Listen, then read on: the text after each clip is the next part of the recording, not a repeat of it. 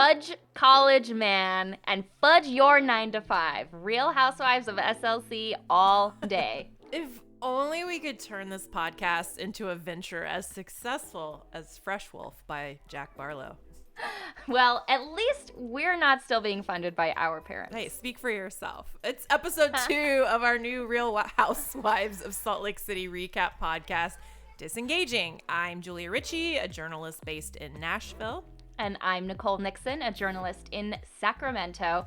Also, today's my birthday, so as a little present to me, please share this episode with a fellow Real Housewives of Salt Lake City fan. Yes, and we've got taglines this week, so happy birthday, and let's get to it. I'm fighting for my life, not your approval. I am more of a free spirit without the Holy Spirit. I'll always have your back if you stop stabbing me in mine. When I take a shot, I always hit my mark. I may be a bad Mormon, but I'll always be a good time. Okay, we have to start with Jen there. I think maybe let's just do a lightning round here, Nicole. I want 1, 2, or 3. How good of a tagline is it this season for each character? So I'm going to go really quickly through them and read out their names. And you just say first impression of these. Jen, I am fighting for my life, not your approval. 2. Okay. Next is Whitney. I'm more of a free spirit without the Holy Spirit. 2. Okay. Yeah, I think I agree with that one. Okay. This one I think wins to me is Meredith. When I take a shot, I always hit my mark. Oh yeah, 3 winner. Yeah. I feel like that's play on her last name. Clever. Yeah. Okay, and Lisa's very obvious. I'll always have your back if you stop stabbing me in 1. mine. So lame. It's too much. Also victimizing herself when she's the one who Yeah, I agree. Yeah. I did laugh, but I was like, ooh, someone is salty. And is that it? Was that all of them? Oh, no. Heather. Oh, yeah, Heather. Oh, Heather. well, Okay. Heather's was forgettable for you. Okay. Yeah, I may be a Mormon, or maybe a bad Mormon, but I'll always be a good time. I give that a 2.5. 2.5. She promoted her new book called Bad Mormon, but not as good as Meredith. Love the book promo. Love it. I did feel like Heather had the most improvement because hers were always really long and clunky, which is the point that was first made by the wonderful Meg Walter of Hive Mind podcast. I want to make sure I give her credit because I follow her on Instagram, but I've never met her in real life, but I love all of her commentary on the Real Housewives. So shout out to her. Oh, great. Well, let's get into this episode. It starts out with Jen's mom coming over to visit her new teeny tiny 4,000 square foot house. I like it And being they a tiny. You're calling it a tiny home. Please let's call Jen's 4,000 Her square little foot tiny home. Okay, we have to call it a tiny home this season just because that's an amazing description right there. Jen's mom comes to visit her in her tiny home, and they discuss the upcoming trial. Does this scene make you feel any sympathy for Jen? I know last week you said you are a Jen sympathizer. Yeah, I found myself going through, I think, maybe the stages of grief where, as Jen is right now, where I do feel bad for someone who is clearly like, back up against a wall. It really does appear that she doesn't understand either the gravity of what she did, or she's faking it really well, and I'm buying it, which also makes me feel like a rube. So like this scene, because she was with her mom, I felt actual sympathy. Later in the episode, when she cries again in front of all of them at the retreat in Sedona, I did not. I went back and was like, God, okay, we get it, but you like she maybe she's milking it a little. Oh yeah, like feel bad for me. Yeah, take responsibilay. I go back and forth. Also, quickly, adult puzzles, yay or nay? I say nay. I'm sorry. I'm like, do something like adult like read a book. Don't do puzzles. Come on. Or I don't knit, maybe. I know people like them because they have to do something with their hands, but take a pottery I'm not a class fan. or something. I don't know. Okay, fair. Well, also, last week, we were asking ourselves if Meredith is a gossip because she is starting to get into rumors about Lisa. And I think this week the verdict is in. Meredith goes to Whitney's house for the first time just to gossip about Lisa. So... Yeah. By the way, great charcuterie spread. We should mention that Nicole actually is a huge charcuterie fan. I wish I could make one as beautiful Yeah. as Whitney. I guess if I put my mind to it. I'm always just like, once I start assembling, I'm like, this is taking too long. I just want to eat cheese. So I never make them beautiful like that. She has an eye for detail. Do you believe the rumors, though, that Lisa is exchanging sex for business favors?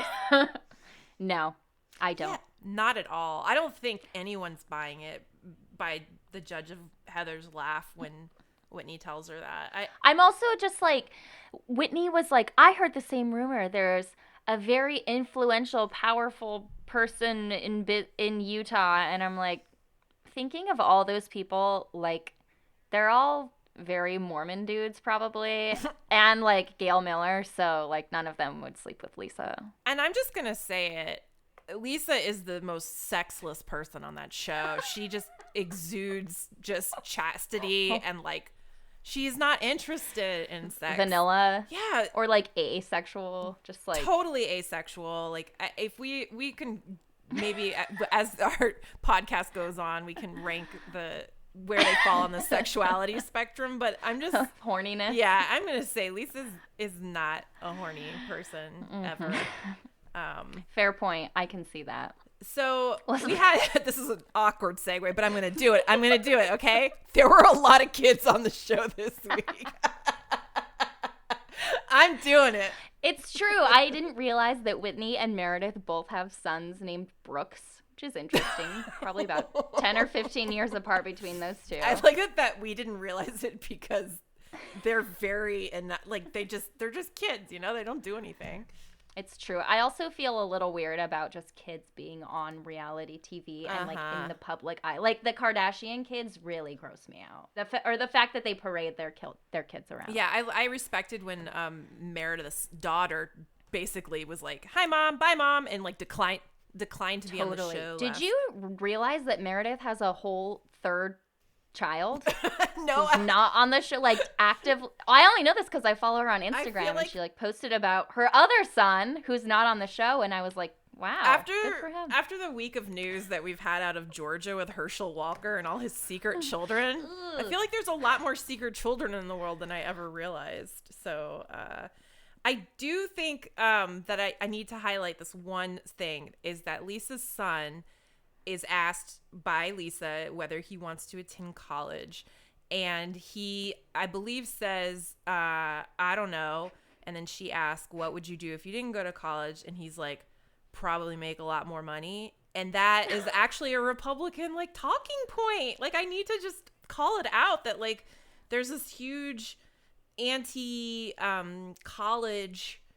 vein that runs through a certain sector of, like, conservative politics right now that says that, like, colleges are charging too much, and that, well, that's true, but yeah, and it besides is the point. true, but it's like as a reason to not go, or that but and it also leads into like the politics of college campuses.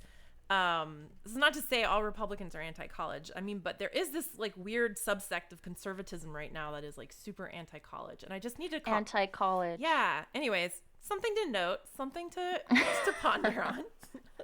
Well, I could see maybe Lisa's impressionable high school junior son being like a Joe Rogan listener. Mm-hmm. Yeah. There is this like thing in Utah, right, where it's like, you know, bootstrap your way up to success and entrepreneurship and direct marketing and MLMs. They're all a thing there. So yeah. We want to not touch on this too much, but Whitney's reveals this really horrific kind of traumatic event from her childhood at the very tail end of like the first before they go to commercial break. and I think you and I both agreed, like, we're not gonna discuss it on here because it's not for entertainment value. Like if Whitney wants to do it as part of her healing journey, that's fine. But Power to her. more power to her. But and I know they're gonna continue to sort of use it as a plot device. But I just don't think child abuse is good podcast fodder. Right, and Whitney deserves her privacy if she wants it. Agreed.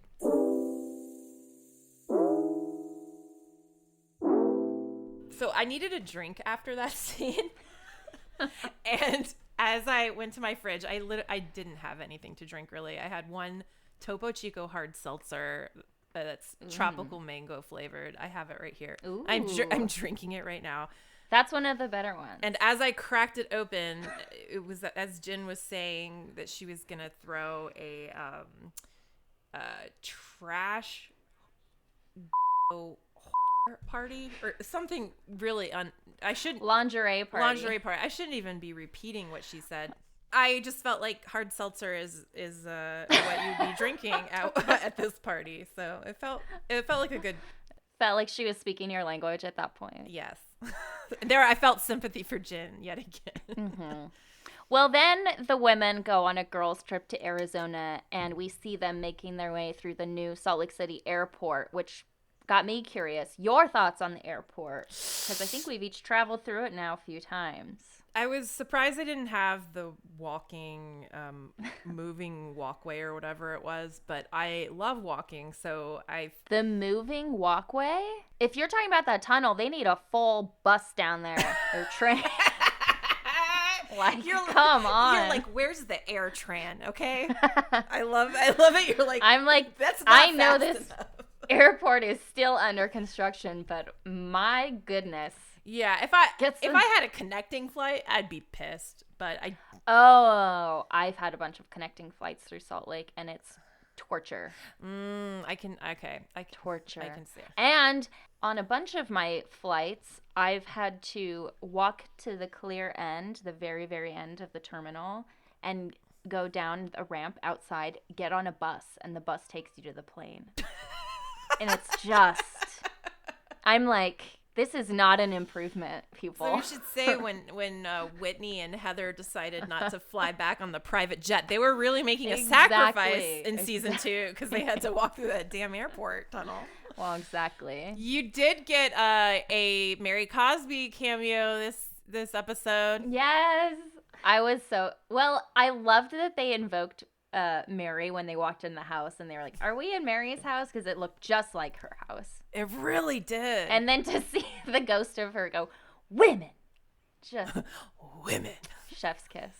It was. So I said, we need to give a shout out to the editor of Real Housewives of Salt Lake City because they do some masterful like butt cuts and like reaction shots. And I know I think that they really do put more thought into it than they probably ever get credit for from like the Motion Television Academy and Emmys. So my podcast, my virtual Emmy is going to the editor of this show for that Mary tableau.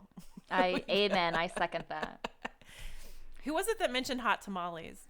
I think Heather was looking for candy for someone, was like, sorry, all they had is hot tamales. So that made me curious. What's your reject candy pick, Julia? Is it hot tamales, or are you more of like a Good and Plenty, which is like the black licorice one, or Junior Mint? So I hate all of them, and I know that's why they're referred to as reject candy. Yeah, reject candy. But I have to say, like, if I had a hot tamale in front of me right now, I would be pretty happy. Okay. I feel like I have a nostalgia for that one that I do not have for the other two.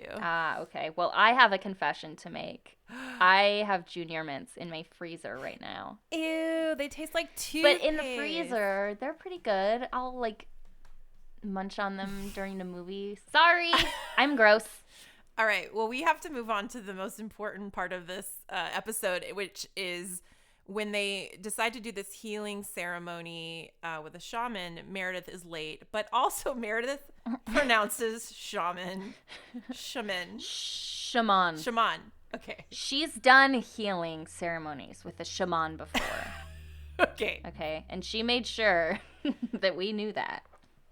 That pronunciation stop me in my tracks. I will. Same. And I even Googled how to pronounce because I was like, I don't want to make fun of her if that is actually correct. We should definitely make fun of her. Also, she was late.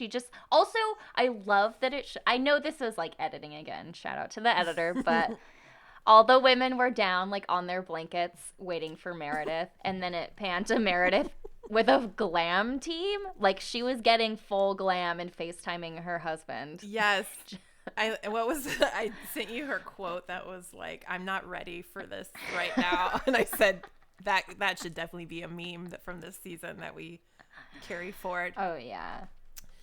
What would you accept and what would you let go of is what they were asked. So, Nicole, let's do one ourselves. What are you casting away and what are you calling in?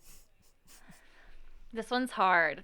I know. It's like I want to answer it sincerely, even though I don't take this stuff seriously. Like when Lisa says, I suck at this, I totally related to her. Too. I felt that too. It's like the pressure of getting asked, and then you're like, oh my God, I know I think about all the things wrong with my life every single day, but now that I'm on the spot, I can't think of anything that I need to like let go of. Okay, we should actually rephrase this. Okay. What's in and what's out for October 2022? Ooh, okay. What are we casting out of October? I have a good one because this has been popping up all over my Instagram. Okay. The completely oversaturated photos of the quote-unquote fall foliage in the Utah canyons. Yes! They're beautiful, but you just need to leave the color settings alone, my friend. No filter required. That is so good. I'm not even going to try to top that one because I saw one the other day. I admit to retweeting it, and then I actually regretted retweeting it because I was like, God, I feel so basic.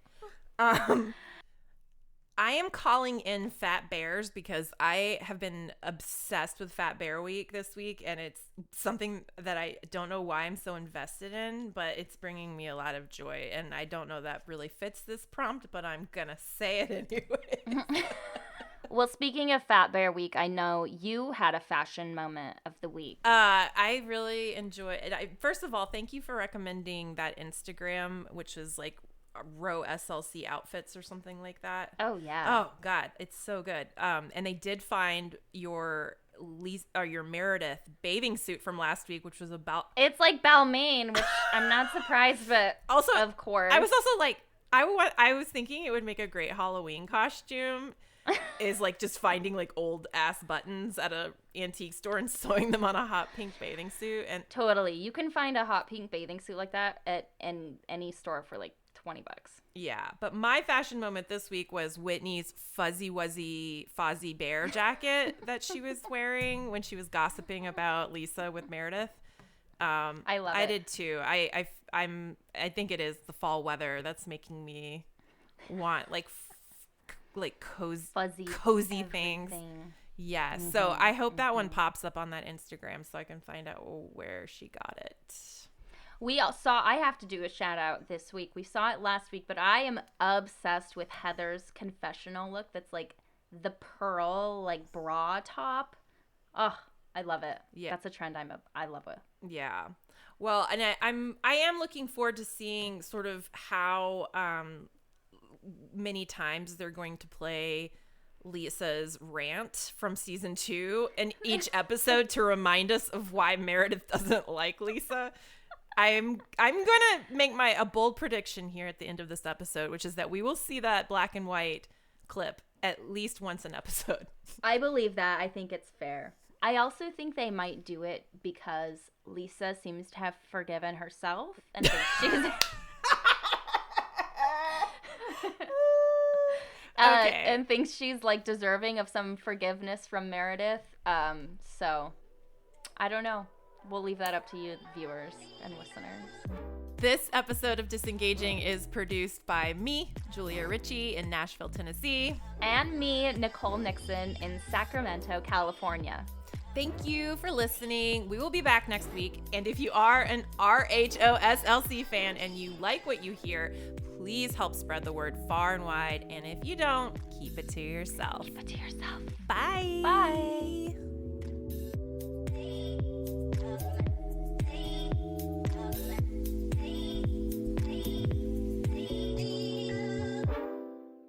Yedi is our Mascot.